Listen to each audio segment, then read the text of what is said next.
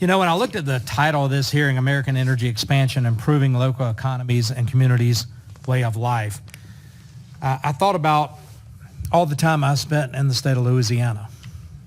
Now, I'm honorary Texan, thanks to Governor Abbott, and it's great to be in West Texas. When I've spent time in Louisiana, from Lafayette to New Iberia to Thibodaux to Houma on down to Port Fourchon, on the sides of Highway 90, four-lane highway, there is business after business after business after business after business after business after business after business after business that are somehow involved in supporting energy production offshore. It could be HVA servicing, it could be food services, it could be transportation, it could be, drilling mud, it could be supply vessels, it could be casing, it could be all the downhole widgets that make energy production possible offshore. Guess what I saw last night when I drove from the airport in Midland to the hotel across the street? On I-20 business, I guess is what it's called, Mayor, business after business after business after business after business after business after business that supports the energy production that happens in the Permian Basin. That's an impact on the economy. Those are great jobs within those industries that you guys represent. But the workers and the businesses themselves, they join the United Way and the Chamber of Commerce, and they support ball teams at the YMCA, and they go to church and they tithe, and they tip the waitresses and they eat at local restaurants. Tremendous trickle-down economy within the energy sector, both in Louisiana, Oklahoma, Texas, and anywhere energy is produced. I saw it firsthand just from a little short drive from Midland Airport to downtown. You know the impact. You know the impact that energy provides. And I think about and I talked with the guys from Pruitt Energy today. When you take a barrel of hydrocarbon, you put it under pressure, God gave us this tremendous ability to figure this out. You put a barrel of hydrocarbon under pressure and it miraculously separates in all kinds of products during the cracking that we use today, whether it's bottles, and I look around and see all the things that may derive from a barrel of hydrocarbons. It's an amazing substance produced right here in the Permian that makes the lives of people around the world so much better. But this administration's killing this industry. Okay, I appreciate the president saying that we're going to still need oil and gas for a while. His definition of a while, my definition of a while, and your definition of a while all could be different. We use 10 years in Washington for all kinds of stuff. 10 years is just kind of a filler word. 10-year budgeting, 10-year this, 10-year that. It's going to be a lot longer than 10 years, and I'm glad of that.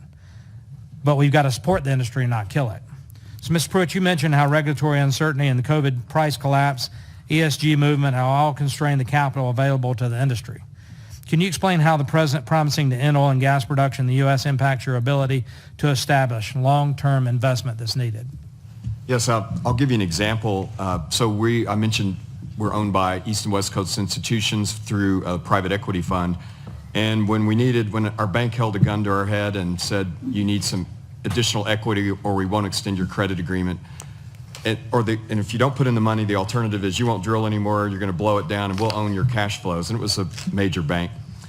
We went to our primary investor, even though we're 10 years old, we're way beyond the period in which they should be investing money. We're surviving on our own cash flow. So we went out to our 20 or so investors, and two of the largest, and they're household names, one is the largest money manager in the world, said, not only are we not going to invest, we're going to sell our shares back to the company. And we negotiated a price, and they went on their way, which was fine. Actually, it was fantastic because we managed to scrape together the money between myself, our CFO, and our primary investor. We got a new lease on life, paid down debt a little bit, and cut our debt in half over the next 6 months by not drilling. But basically, we quit drilling. We started blowing it down, but we complied with the bank. And now we have a great relationship with that same bank. We expanded our credit group. But there were many companies during that same time, even though we violated no covenants and our credit statistics were good, we were all put into the workout group just because the CEO mandated that. And they were basically telling us, we're going to dictate your budget. You can't drill. We own your cash flows. And that was a dark place to be. But fortunately, we got price recovery. The industry is healed, those of us who survived that dip. But in the meantime, the number of banks that would even consider loaning money shrunk. And most of our banks said, we have a mandate from the top not to advance any more capital than what we've already committed to you. So it's a whole new game. So from that experience, my peers and I are all knowing we have to survive on our own cash flow. We can't rely on the banks. We can't rely on getting external money. The number of private equity firms has dropped from 30 or something to probably 5 or 6 that can actually raise capital. And it's just a new world. So while we're not public, I mean, the publics are all saying we're going to reinvest 30% of our cash flow. The rest will go to share buybacks and dividends because that's what their investors want. But it's the same for private companies. We now need to provide dividends, and that will fundamentally limit the ability of Permian Basin and U.S. oil companies to grow. My time's expiring, so I want to thank you for that. I look forward to the other congressman's comments and the questions you guys and talk about the impact on the economy and the government and that area. I'm going to go to Mr. Peters from California for 5 minutes.